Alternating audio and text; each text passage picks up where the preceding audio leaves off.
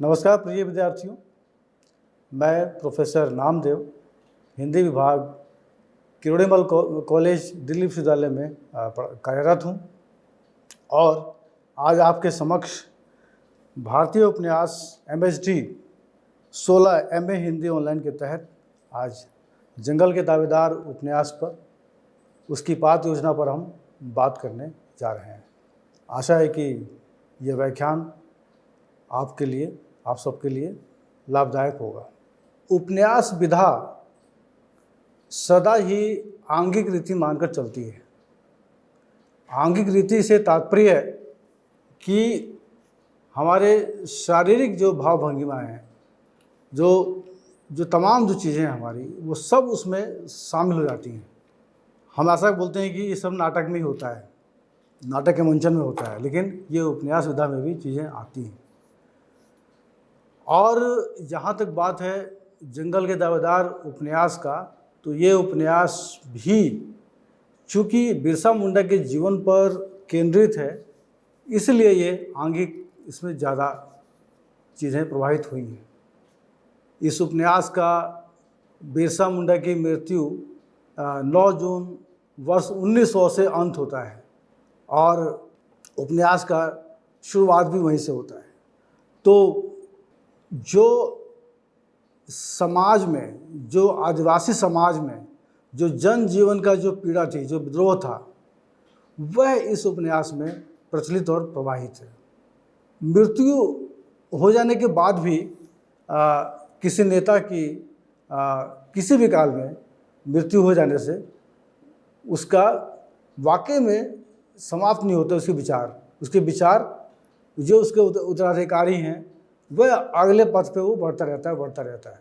विद्रोह से जन्म लेती है क्रांति, और यही इस उपन्यास जंगल के दावेदार की उपलब्धि है कि जो विद्रोह है समाज का, वह क्रांति में कैसे तब्दील होती है। कि सिर्फ भाषण देने से क्रांति नहीं होती है, क्रांति के लिए अस्त्र उठाने पड़ते हैं। ये उपन्यास इस जंगल के दावेदार की बहुत बड़ी उपलब्धि है। जंगल के दावेदार उपन्यास में बिरसा मुंडा एक बहुआयामी शख्सियत के रूप में सामने आता है। हम बिरसा मुंडा को अक्सर जानते हैं क्रांतिकारी के रूप में। बात बिल्कुल सच है, लेकिन वो पूर्णतः हकीकत नहीं है। एक व्यक्ति, कई उसमें गुण होते हैं। वो हथियार चलाना भी जानता है, तो हो सकता है कि वो एक भावुक भाई भी हो, एक समर्पित बेटा भी हो, एक समर्पित दोस्त भी हो, और ये सब चीज़ें हमें बिरसा मुंडा में दिखाई पड़ता है। अगर हम बचपन का उनका देखें तो बचपन के में वो जंगलों में बांसुरी बजाते थे, और वो बांसुरी की आवाज़ से जो आसपास के जानवर हैं उनके पास मंत्रमुग्ध होकर चले आते थे। ऐसा उपन्यास में वर्णित है। वो एक वैद्य भी थे। वो अनेक जड़ी बूटियों से लोगों का इलाज करते थे। वो जानते थे कि फलाना वटी से या फलाना वनस्पति से लगाने पर चोट ठीक हो जाता है, या फलाने बीमारी ठीक हो जाती है। और एक वो समाज सुधारक तो थे ही, क्योंकि जो मुंडारी समाज में, मुंडा समाज में जो बहुत सारी जो बुराइयां थी, जो कुरीतियाँ थी, उसको भी वो ठीक करने का प्रयास कर रहे थे, सुधारने का प्रयास कर रहे थे। तो वो समाज सुधारक के रूप में भी हमारे सामने आते रहे हैं। विद्रोही थे वो, ब्रिटिश सत्ता या जो दीकू थे यहाँ झारखंड में, उनके विद्रोही थे। उनके खिलाफ उन्होंने विद्रोह किया था। और क्रांतिवीर तो थे ही, क्योंकि विद्रोह करने के लिए आप में हिम्मत चाहिए, आप में साहस चाहिए। वो सब चीज़ें उनमें थी। और जब वो ब्रिटिश हुकूमत से लड़ रहे थे, तो निस्संदेह वो एक स्वाधीनता सेनानी के रूप में भी सामने आते हैं। स्वाधीनता सेनानी जब बोलते हैं तो ये बहुत बड़ी बात हो जाती है कि भारत के अंदर, तत्कालीन भारत के अंदर, प्रत्येक व्यक्ति अपने अपने स्तर पे, अपने अपने क्षेत्र में वो ब्रिटिश हुकूमत के खिलाफ वो लड़ रहा था। उसी प्रकार से जंगल के दावेदार उपन्यास में बिरसा मुंडा भी दिखाई पड़ते हैं कि वो अपने प्रांत में जो संथाल परगना है, जो रांची के आसपास का क्षेत्र है, जो सिंहभूम है, वहाँ पर पूरा उनका आंदोलन चल रहा था। एक योद्धा तो थे ही वो, जो क्रांतिवीर होगा, विद्रोही होगा, सेनानी होगा, वो योद्धा भी होगा। जाहिर सी बात है, एक अच्छे दोस्त थे, दूरदर्शी थे। अगर उन्होंने इस आंदोलन को न खड़ा किया होता, उनका बीच में देहांत हो गया। लेकिन देखें आप कि झारखंड में आदिवासी की जो आंदोलन है, जो लड़ाई है, वो उनके मरने से ख़त्म नहीं होती है। उसके बाद भी उत्तरोत्तर वो बढ़ती चली गई। और हम देखते हैं कि एक झारखंड आंदोलन खड़ा हुआ और बिहार से एक अलग राज्य बना झारखंड। ये कहीं ना कहीं इस आंदोलन से भी एक उपजा हुआ एक स्वर था, ये विद्रोह था। और वो संस्थापक भी थे, जैसे उन्होंने बिरसाइयत धर्म की स्थापना की थी। वो बिरसाइयत धर्म जो बिरसा को मानने वाले थे, जो बिरसा के अनुयायी थे। ऐसे तमाम गुण, तमाम विशेषताएं बिरसा मुंडा में दिखाई पड़ती हैं। वो बहुत ही सहजता से लोगों से मिलते थे, लोगों से बातें करते थे, दोस्ती करते थे। जितनी सहजता वो किसी पुरुष के साथ रखते थे, वैसे ही सहजता वो औरतों के साथ भी रखते थे। वो चाहे उनकी माँ हो, उनकी बहन हो, उनकी कोई रिश्तेदार हो, उनकी कोई मित्र हो, या उनके आंदोलन की कोई साथी हो, मित्र हो, सबसे वो खुल के बात करते थे। ये एक बहुत बड़ी समाज में एक ये उस ज़माने की, मतलब बिरसा मुंडा की एक खासियत है कि वो एक बिना किसी भेद के वो बात करते थे। नज़र होता ना, बात करने का तरीका, नज़रिया, वो उनका बहुत ही स्वस्थ था। बिरसा मुंडा ने अपने जीवन के लिए बहुत ही कठिन मार्ग चुना था। वो चाहते तो बड़े आराम से वो रह सकते थे, कुछ काम करते, खेती करते या कहीं काम करते और जीवन को अपना आनंद करते हुए इस दुनिया से चले जाते। लेकिन नहीं, उन्होंने एक कठिन मार्ग को चुना। वह रास्ता चुना जिस पर अक्सर लोग चलने से कतराते हैं, और सब लोग चलने से कतराते नहीं है, उसके बारे में सोचते भी नहीं हैं। और वो क्या रास्ता था? वो रास्ता था संघर्ष का। प्राचीन जड़ता, अंधे कुसंस्कार, इन सब से मुंडा जो है वो मुंडाओं को मुक्त करके और आज के आधुनिक समाज में वो उनको लाना चाहते थे। अंधे कुसंस्कार, प्राचीन जड़ता, ये क्या है? अगर हम देखें कि आज से 100 साल पहले ये चीज़ें घटी झारखंड में, और उस 100 साल से पहले के समाज को देखें हम और उसके पीछे जाएं, अतीत में जाएं, तो प्राचीन जड़ता भयानक रूप से पूरे समाज में फैली हुई थी। और चूँकि आदिवासी समाज भी भारतीय समाज से कोई अलग नहीं था, कोई भिन्न नहीं था। हाँ, उसका एक क्षेत्र अलग था, भौगोलिक जो हमारा भिन्नता है वो थी, लेकिन प्रभाव तो सब पे, हम जब समाज में रहते हैं, एक राष्ट्र में रहते हैं, तो प्रभाव कहीं ना कहीं सब पर उसका कुछ आगे पीछे पड़ता ही पड़ता है। तो आदिवासी समाज पर भी जो बहुलतावादी हमारी समाज यहाँ की थी, जिसको हम हिंदू समाज बोलते हैं, जो सबसे बड़ा धर्म है, उसकी जो जड़ताएँ थी वो आदिवासियत में भी आ चुकी थी। बहुत सारे संस्कार, जो सब संस्कार गलत नहीं होते और सब अच्छे नहीं होते, तो जो बुरे संस्कार आदिवासियों में भी आ गया था, वो उससे क्या था कि आदिवासी एक तो वैसे शोषित थे, और वो उन संस्कारों की वजह से भी वो और पीछे जा रहे थे। तो बिरसा मुंडा ने इन तमाम चीज़ों को महसूस किया था और पूरे मुंडाओं को इससे मुक्त करके आज की दुनिया में लाना चाहते थे, आज की आधुनिक दुनिया में। और वह एक ऐसी सृष्टि करना चाहते थे जो अंग्रेज़ों का बनाया हुआ ना हो, यानी जो दूसरे लोगों द्वारा बनाया ना गया हो और ना उन पर शासन हो उनका, यानी स्वदेशी स्वनिर्मित शासन, स्वनिर्मित समाज। और समाज कैसा हो? जिसमें आदिम सरलता हो, न्याय बोध हो, साम्य हो यानी एकता हो, यानी ये तमाम चीज़ें वो चाहते थे कि एक आधुनिक समाज में आए। आप सोचें कि क्या इस आज के समाज में, जो हम अत्याधुनिक समाज में रह रहे हैं, ये तमाम चीज़ें मौजूद हैं? क्या व्यक्ति में, मनुष्यों में एक सरलता बची है? क्या न्यायबोध है?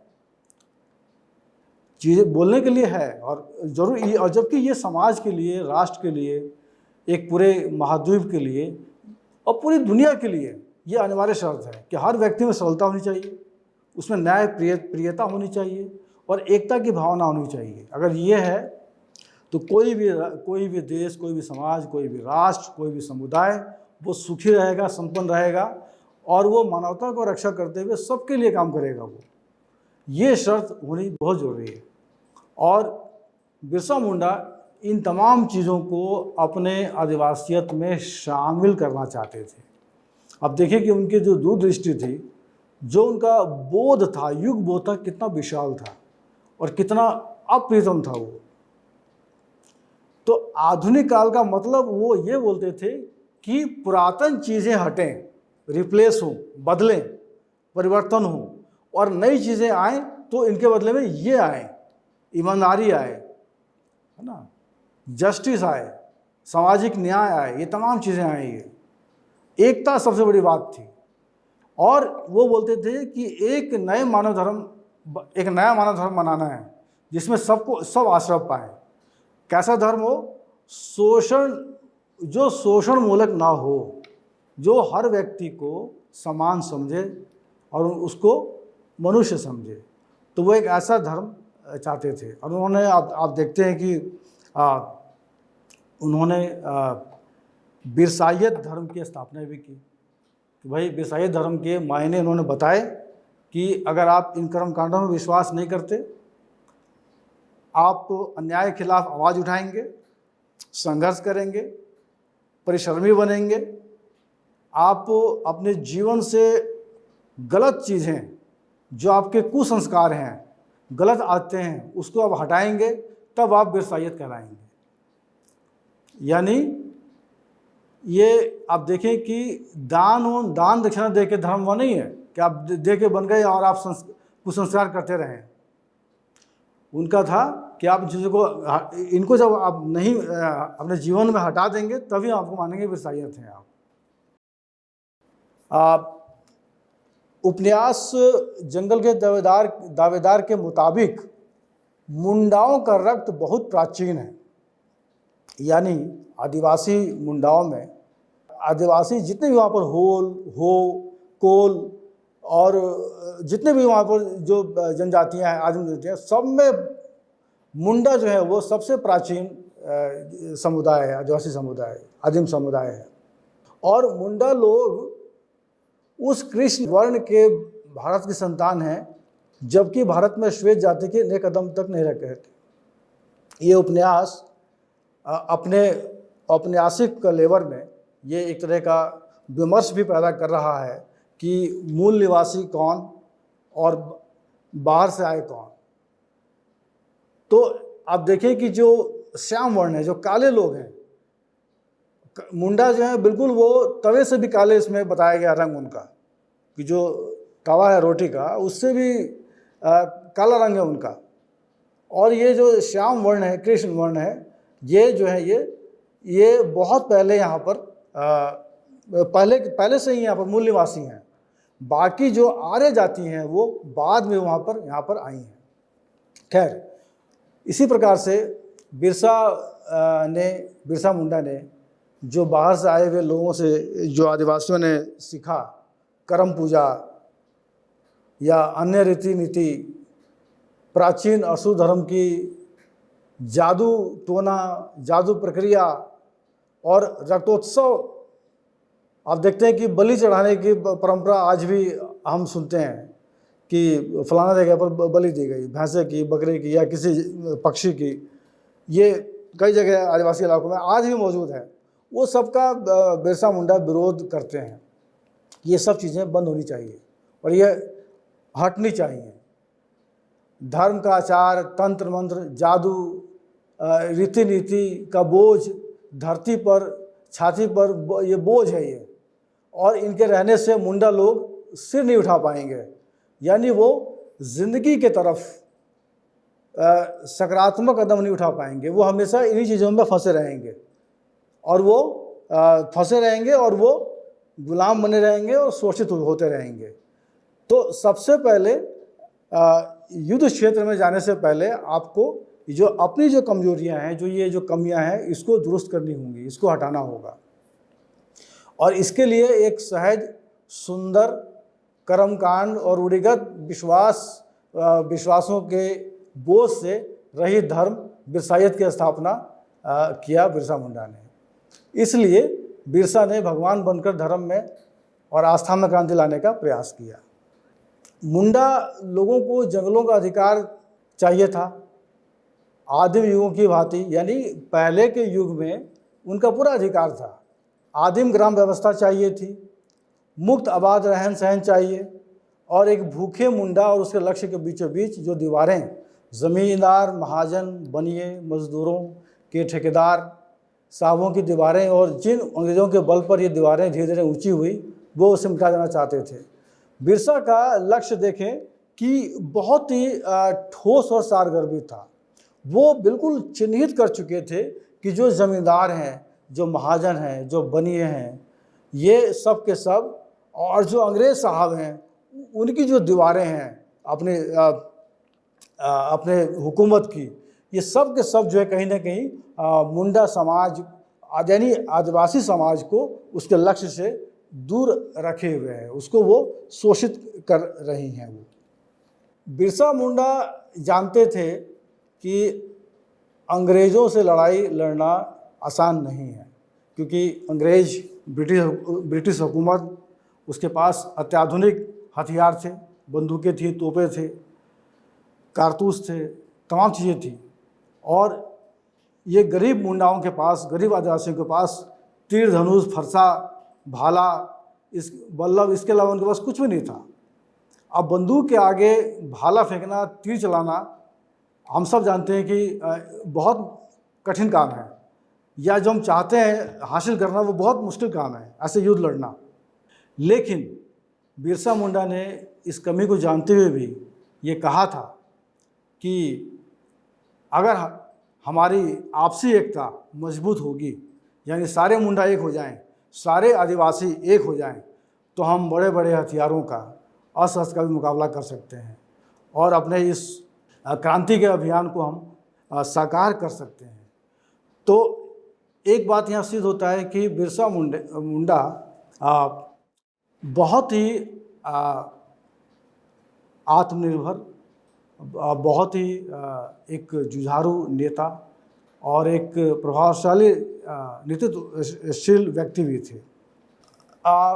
इस उपन्यास के हवाले से हमें ज्ञात होता है कि मुंडा लोग मुंडा कहने में अपने को शर्म महसूस करते थे और उनको गर्व से कहो कि हम मुंडा हैं या हम आदिवासी हैं और आदिवासियत को जानते क्यों हम गर्व से अपना रहे हैं, ये इस तरह का आत्मविश्वास पैदा करने का काम बिरसा मुंडा ने किया था। और बिरसा मुंडा ने ही मुंडा कहने में गर्व की अनुभूति कराया था।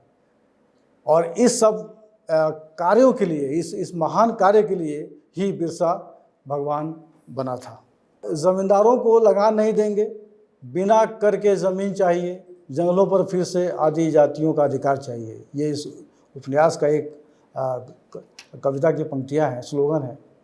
इस नारे के साथ बिरसा मुंडाओं को लेकर सशस्त्र संग्राम में उतर पड़ा था, जिसका उद्देश्य था बिरसा राज और बिरसा धर्म की स्थापना करना, जिसमें शोषण और शोषकों का कोई स्थान नहीं था। बिरसा इस स्वर्ग समान स्वप्न को हासिल करने के लिए खूनी क्रांति का आह्वान कर रहा था।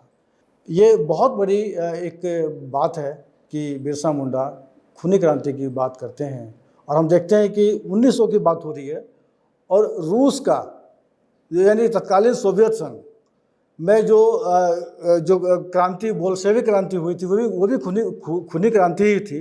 वो होती है 1917 में और 1900 में ये बात करते हैं हमारे बिरसा मुंडा भारत के अंदर। तो ये इस तरह की जो संकल्पनाएं हैं पूरा जो परिवर्तन का, वाकई में बिरसा मुंडा बहुत दूरदर्शी थे और दूर की सोचते थे और वो उनकी सारी स्थापनाएं, सारी सोच वो अपनी मौलिक थी, अपने अनुभव से वो चीज़ें उपजी थी।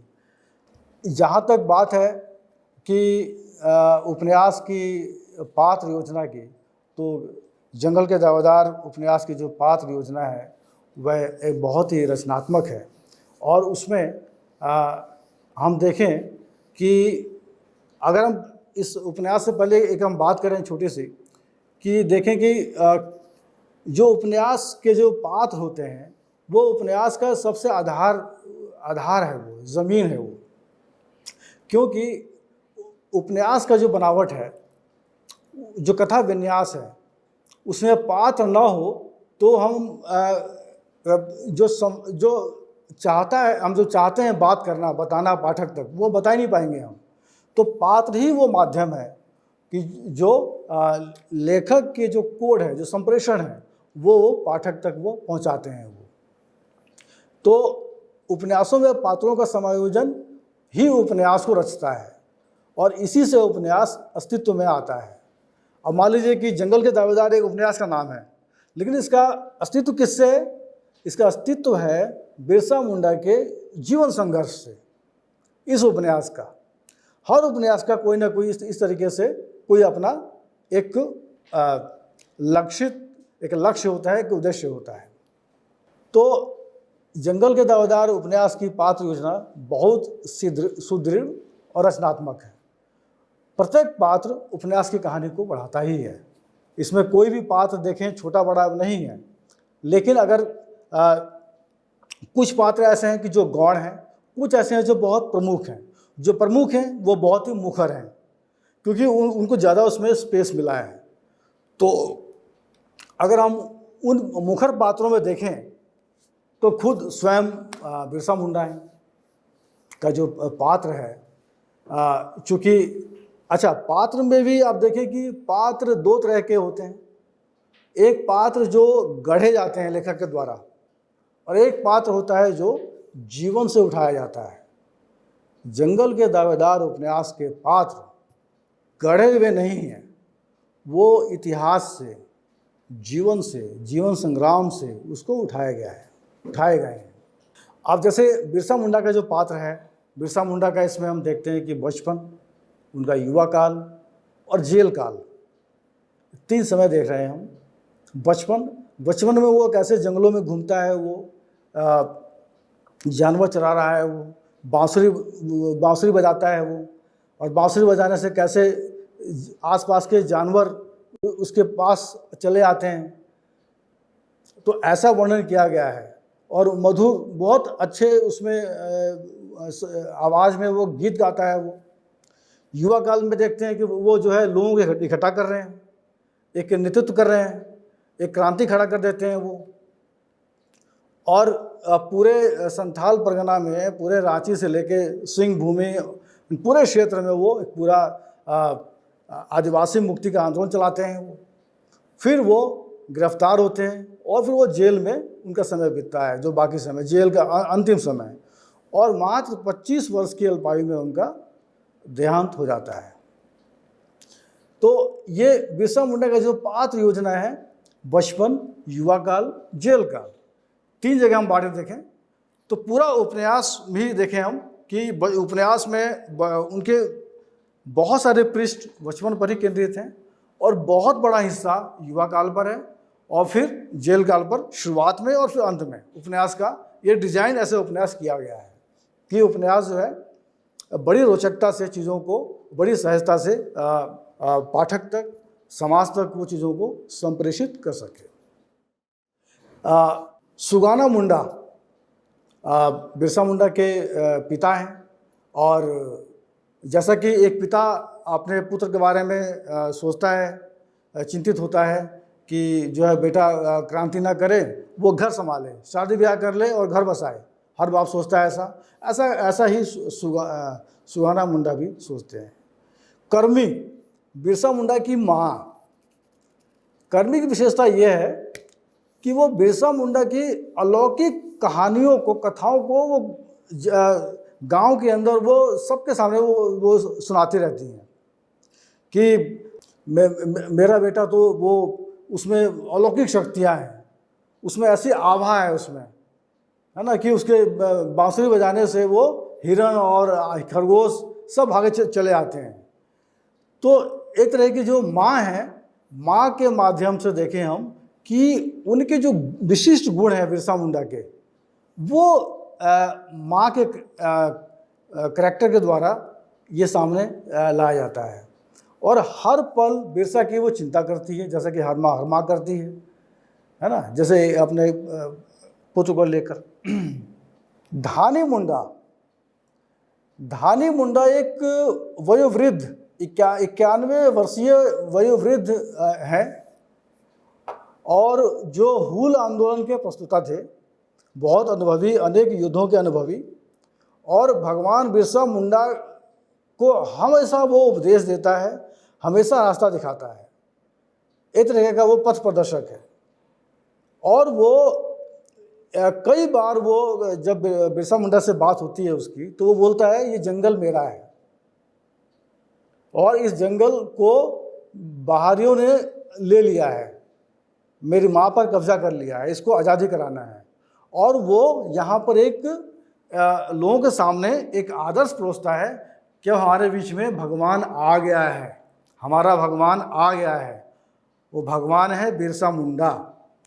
तो जो धानी मुंडा थे, एक तरीके से बिरसा मुंडा को वो समाज में स्थापित करता है। वो साली एक बड़ी प्रमुख पात्र है यहाँ पर। देखें कि जो वृद्ध डोंका की पत्नी है और वो बच्चे की माँ भी है और अपना जीवन गृहस्थी से चला रही है। और बिरसा के कहने पर डोंका भी बिरसा का भक्त बन जाता है, बिरसाइयत को अपना लेता है, यानी बिरसाइयत धर्म को वो अपना लेता है वो। और यही नहीं, बिरसा चूँकि बहुत वृद्ध है और साली बहुत, उसकी जो पत्नी है वो जवान है, युवा है। तो एक बार बिरसा जो है वो सबके सामने साली से बोलता है मुझे अपना बेटा दो, और वो बेटा दे देती है। बोलता है कि आज से ये बेटा मेरा बेटा कहलाएगा। मतलब उसको पता है कि ये वृद्ध है, कभी भी इसकी मृत्यु हो जाएगी, तो बच्चा अनाथ ना हो, बिरसा उसको अपना बेटा मान लेता है और बोला मेरा बेटा। तो उसका देखिए इतना बड़ा हृदय था उसका। साली उपन्यास को पढ़ते हुए ऐसा महसूस होता है कई बार कि बिरसा को मन ही मन चाहती थी, लेकिन हो सकता है कि तमाम तरह की उस समय की लोक लज्जा है, तमाम चीज़ें वो एक्सप्रेस नहीं करती। यहाँ तक कि आदिवासी समाज में जो खुलापन है, उसके बावजूद भी कभी वो बिरसा को खुले मन से मन की बात वो बताती नहीं है। लेकिन बिरसा के संघर्ष में वो रात दिन खड़ी रहती है, रात दिन साथ देती है।